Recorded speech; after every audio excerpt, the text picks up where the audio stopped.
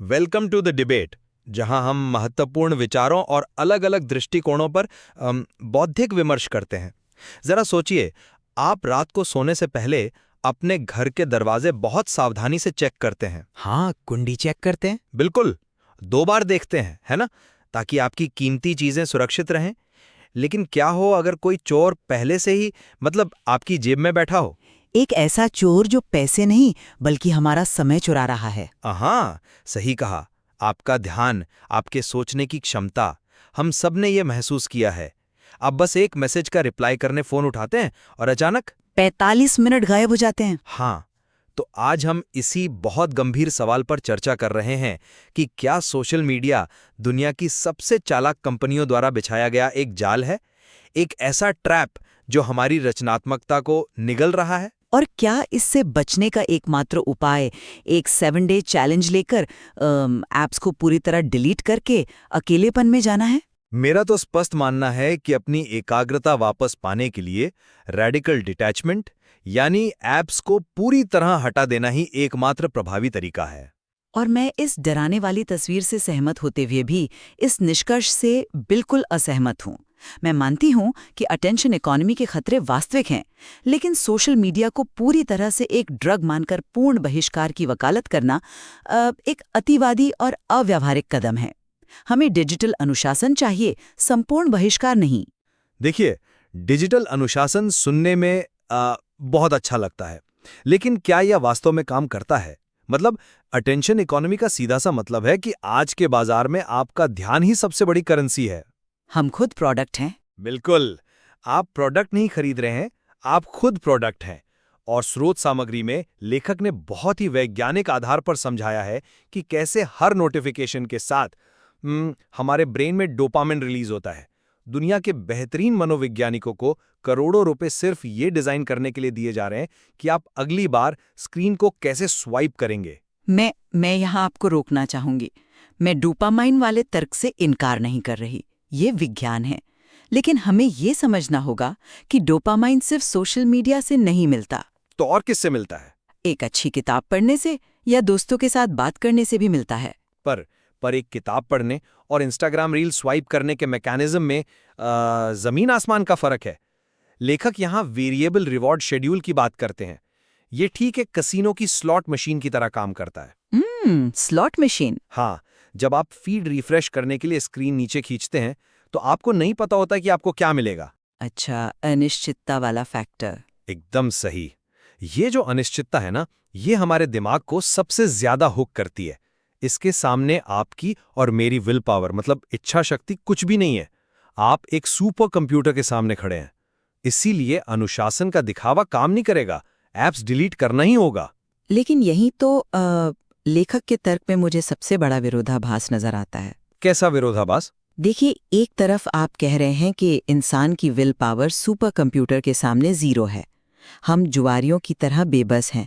फिर वही लेखक अपने 7 डे चैलेंज में कहते हैं कि अगर काम के लिए जरूरी है तो दिन में 2 बार 20-20 मिनट के लिए लैपटॉप पर लॉगिन कर लो। हाँ, तो इसमें गलत क्या है? ये तो व्यावहारिक सलाह है। अरे जरा सोचिए, अगर मेरी विल पावर काम ही नहीं करती, अगर मैं पूरी तरह से एडिक्ट हूं, तो 20 मिनट पूरे होने पर मैं अपना लैपटॉप कैसे बंद कर दूंगी?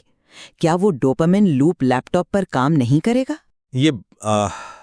ये बहुत ही वैध सवाल है, लेकिन आप इसके पीछे के मनोविज्ञान को मिस कर रही हैं। फोन और लैपटॉप में फिक्शन यानी रुकावट का भारी अंतर है। रुकावट? हाँ, फोन हमेशा आपकी जेब में होता है, शरीर का हिस्सा बन चुका है। उसे अनलॉक करने में 1 सेकंड का 10वां हिस्सा लगता है। जब लेखक लैपटॉप पर जाने की बात करते हैं तो वे जानबूझकर एक रुकावट पैदा कर रहे हैं। आपको उठना पड़ेगा, लैपटॉप खोलना पड़ेगा, पासवर्ड डालना पड़ेगा। ये रुकावट ही उस ऑटोमेटिक डोपामाइन लूप को तोड़ती है। मैं मानती हूं कि रुकावट जरूरी है, लेकिन क्या महज इतनी सी रुकावट पैदा कर देना काफी है? आप शराब के नशे और सोशल मीडिया की तुलना कर रहे हैं। मैं कहती हूं, एक शराबी और एक स्मार्टफोन यूजर में फर्क है। दोनों लत हैं? नहीं, शराब एक केमिकल है जो आपके बायोलॉजिकल सिस्टम को हाईजैक कर लेता है। सोशल मीडिया एक पर्यावरण है, एक एनवायरनमेंट है। ऐप डिलीट करना बिल्कुल वैसा ही है जैसे वजन कम करने के लिए क्रैश डाइट करना। Crash diet? ये कैसे क्रैश डाइट हुई? हाँ, क्रैश डाइट। मान लीजिए आप फैसला करते हैं कि आप 7 दिन तक सिर्फ पानी पिएंगे। आप शायद कर भी लें, लेकिन 8वें दिन क्या होगा? आप 2 गुना जंक फूड खाएंगे, क्योंकि आपने अपने दिमाग को हेल्दी ईटिंग की आदत नहीं सिखाई, आपने बस उसे भूखा रखा। तो आप कह रही हैं कि हम वापसी में ज्यादा स्क्रॉल करेंगे? बिल्कुल। जब आप 7 दिन के लिए सब कुछ डिलीट कर देते हैं, तो आप डिजिटल फास्टिंग कर रहे हैं। 8वें दिन जब ऐप वापस आएगा, तो आप फिर से घंटों स्क्रॉल करेंगे।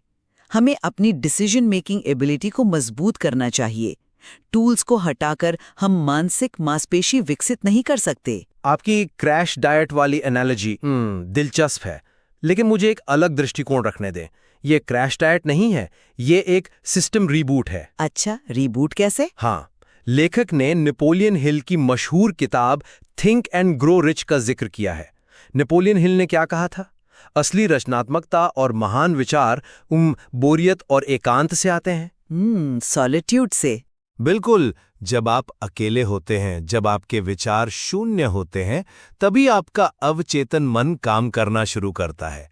आज समस्या यह है कि हम बोर ही नहीं होते। पर बोर होने का मौका ही कहाँ मिलता है हमें आजकल? यही तो मेरी बात है। लिफ्ट में 10 सेकंड लगते हैं, हम फोन निकाल लेते हैं। ट्रैफिक लाइट पर लाल बत्ती 60 सेकंड की होती है, हम इंस्टाग्राम चेक करने लगते हैं। हम अपने ब्रेन को ब्रीथ करने का मौका ही नहीं दे रहे हैं। मतलब सांस लेने का मौका? हाँ, हमारा दिमाग लगातार जानकारी प्रोसेस कर रहा है। जब तक आप ऐप्स को पूरी तरह हटाकर खुद को बोर होने की इजाजत नहीं देंगे, तब तक आप कभी भी फ्लो स्टेट हासिल नहीं कर पाएंगे। जो श्रोता शायद फ्लो स्टेट से वाकिफ नहीं है, उनके लिए बता दूं कि ये वो मानसिक अवस्था है जहां आप अपने काम में इतने डूब जाते हैं कि आपको समय का पता ही नहीं चलता। एकदम सही। और मनोविज्ञान कहता है कि फ्लो स्टेट में जाने के लिए कम से कम 20 से 25 मिनट का अनवरत फोकस चाहिए होता है, बिना किसी रुकावट के। हाँ, अगर 15वें मिनट में एक नोटिफिकेशन बजता है और आप सिर्फ 2 सेकंड के लिए स्क्रीन देखते हैं, तो आपका फ्लो टूट जाता है। आपको वापस उस गहराई तक पहुंचने में फिर 20 मिनट लगेंगे। आप दरअसल काम नहीं कर रहे, आप सिर्फ कॉन्टेक्स्ट स्विचिंग कर रहे हैं। ये बात तो मैं मानती हूँ कि लगातार फोकस जरूरी है, लेकिन मैं इस दावे पर सवाल उठाती हूँ कि रचनात्मकता केवल एकांत और शून्यता से ही आती है। तो और कहाँ से आती है? देखिए, ये मनोविज्ञान का बहुत ही संकीर्ण अध्ययन है। लेखक ये मान लेते हैं कि सोशल मीडिया केवल दूसरों से अपनी तुलना करने या फोमो यानी फियर ऑफ मिसिंग आउट का कारण है। लेकिन क्या ये सच नहीं है? फोमो हमारी जनरेशन की सबसे बड़ी बीमारी है। सच है, लेकिन ये पूरी तस्वीर नहीं है। जरा सोचिए, रचनात्मकता असल में है क्या? रचनात्मकता अक्सर विभिन्न विचारों के टकराव से पैदा होती है। सोशल मीडिया एक ग्लोबल ब्रेन की तरह है। Global brain? हाँ, बहुत से क्रिएटिव लोग, कलाकार और लेखक इसी नेटवर्क से प्रेरणा लेते हैं। अगर मैं एक डिजाइनर हूं, तो दुनिया भर के डिजाइन्स देखना मेरे लिए नॉइज नहीं, मेरा कच्चा माल है। बोर्डम को रोमांटिसाइज करना ठीक है, पर हर डिजिटल इनपुट कचरा नहीं है। मैं ये नहीं कह रहा कि डिजिटल दुनिया में कोई अच्छी चीज नहीं है, लेकिन आप इस बात को नजरअंदाज कर रही हैं कि सोशल मीडिया पर विचारों का ये तथाकथित टकराव कितनी सतही परत पर होता है। सतही कैसे? क्योंकि ये 15 सेकंड के वीडियो और छोटे टेक्स्ट का माध्यम है। वहां डीप थिंकिंग कैसे संभव है? आप एक 15 सेकंड की रील देखकर फिलॉसफी नहीं समझ सकते। और जहां तक फोमो की बात है, हमें इसके पीछे की इवोल्यूशनरी बायोलॉजी समझनी होगी। आप इवोल्यूशन की बात कर रहे हैं? हाँ बिल्कुल। हजारों साल पहले जब इंसान कबीलों में रहता था, तो उस समय फोमो यानी कुछ छूट जाने का डर वास्तव में जिंदा रहने के लिए जरूरी था। अच्छा, सर्वाइवल के लिए? हाँ। अगर कबीले में किसी खतरे के बारे में जानकारी आई है और आपको नहीं पता, तो आपकी जान जा सकती थी। हमारा दिमाग आज भी उसी तरह वायर्ड है।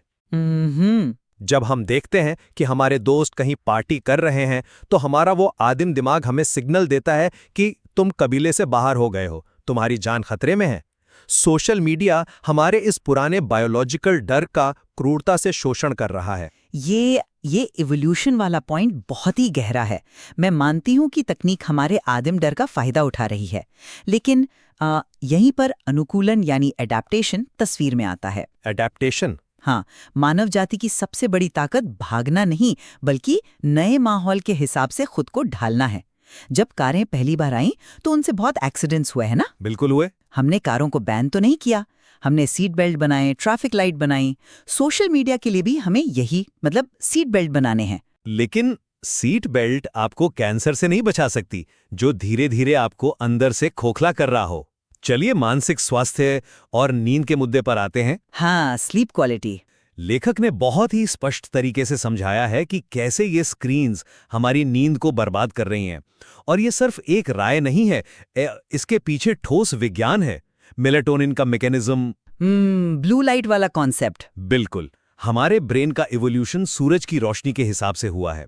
जब रात के 11 बजे आप अपने चेहरे से महज 6 इंच दूर एक चमकती हुई स्क्रीन देखते हैं, तो आप अपने दिमाग को सचमुच धोखा दे रहे होते हैं। दिमाग को लगता है कि सुबह हो गई है। हाँ, मेलेटोनिन का प्रोडक्शन तुरंत रुक जाता है।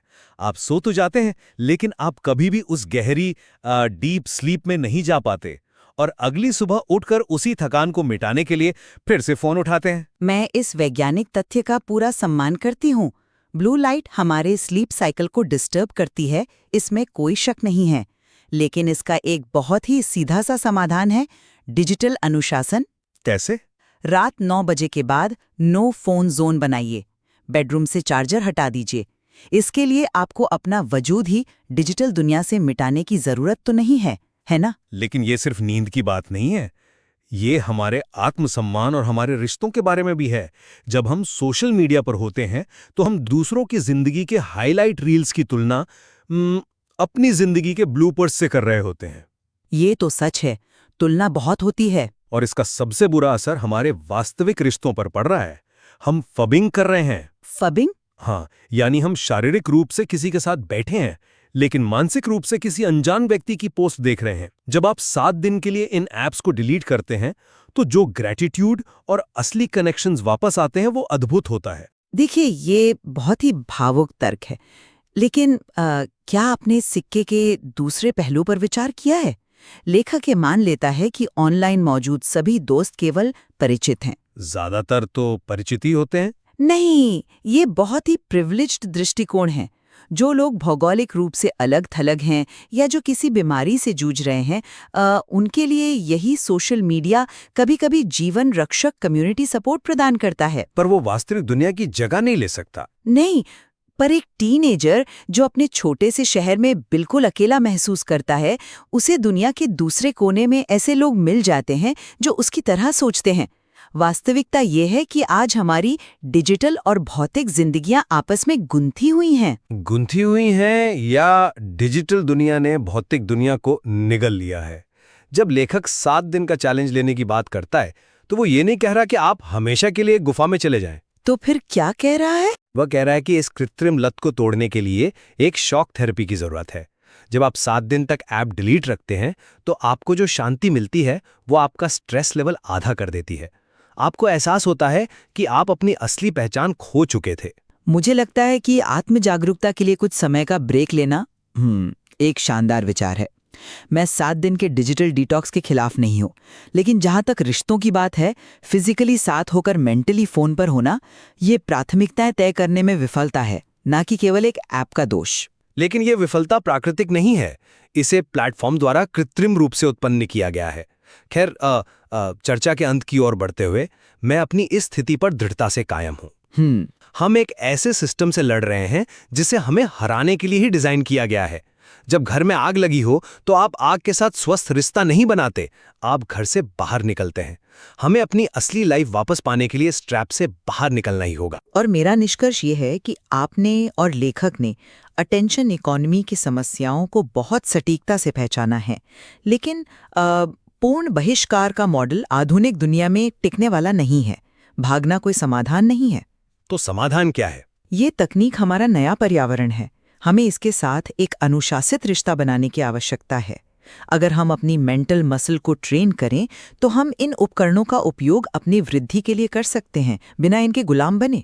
आज की हमारी इस गहरी चर्चा ने एक बात तो स्पष्ट कर दी है कि हमारा समय और हमारा ध्यान हमारी सबसे मूल्यवान संपत्ति है। बिल्कुल। जो सवाल हमने शुरुआत में उठाया था कि क्या हमें अपना नियंत्रण वापस पाने के लिए फोन रूपी पेंट को ही पूरी तरह फेंक देना चाहिए, या हम इस डिजिटल वर्ल्ड के बीच रहकर भी अपनी सीमाएं तय कर सकते हैं? दोनों ही रास्तों की अपनी चुनौतियां हैं और अपने फायदे हैं। सही कहा।